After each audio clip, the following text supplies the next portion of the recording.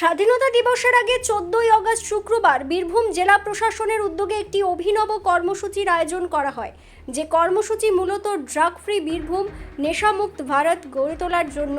এই কর্মসূচির অংশ হিসেবে সিউড়ির হাটজান বাজারের সরকারি বাস ডিপো থেকে 4 কিলোমিটার মিনি ম্যারাথন দৌড়ের আয়োজন করা হয়, যার নাম দেওয়া হয়েছিল run for drug free Birbhum নেশামুক্ত ভারত 2026।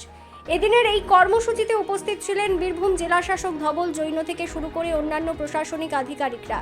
মিনি এই ম্যারাথন দৌড়ে অজস্র প্রতিযোগী অংশগ্রহণ করেন, যারা 4 কিলোমিটার পথ দৌড়ে এই রান শেষ সিউড়ির সার্কিট হাউস সংলগ্ন সিধু কানু মুক্ত মঞ্চে। এছাড়াও এই কর্মসূচির মধ্য দিয়েই হর ঘর তিরঙ্গা, যার মাধ্যমে স্বাধীনতার চেতনা ও জাতীয় পতাকার প্রতি শ্রদ্ধা নিবেদনের বার্তা দেওয়া হয়। এই অনুষ্ঠানে উপস্থিত থেকে বীরভূম জেলা শাসক ধবল জৈন একটি বিশেষ বার্তা দেন, যে বার্তা যুব সমাজকে সঠিক পথ দেখানোর জন্য অন্যতম পাথেয় হতে পারে। মূলত নেশামুক্ত থাকার জন্য কোন বন্ধুদের সঙ্গে মেশা উচিত আর কাদের সঙ্গে নয়, সে কথা তাকে সুন্দরভাবে উদাহরণ দিয়ে তুলে ধরতে দেখা যায়। জেলা শাসকের এই বক্তব্য যুব সমাজ থেকে শুরু করে অভিভাবকদের মন জয় করবে, তা নিয়ে কোনো সন্দেহ নেই। আমাদের এখানে আজকে ড্রাগ ফ্রি বীরভূমের জন্য এই যে উদ্যোগ নেওয়া হচ্ছে, এটা শুধু আপনাদের জন্য।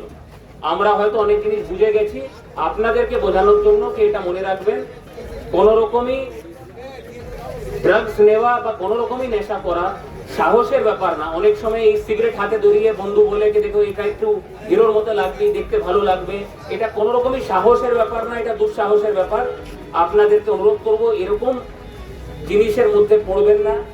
এরকম বন্ধুদের সঙ্গে থাকার দরকার নেই যারা এরকম কথা বলে যে ড্রাগস না খেলে তুই মজা পাবি না, জিনিসটা একটু দেখ, একটু স্মোকিং করে দেখ, একটু সিগারেট খেয়ে দেখ। এরকম বন্ধু না, শত্রু আছে, তাদের থেকে দূরে থাকতে হবে। আর 3 নম্বর ছোট কথা বলবো, যোগাযোগে থাকবেন, আমাদের সঙ্গে কথা বলতে পারেন। আমাদের একটা হেল্পলাইন আছে, একটা কাউন্সিলিং সেন্টার আছে।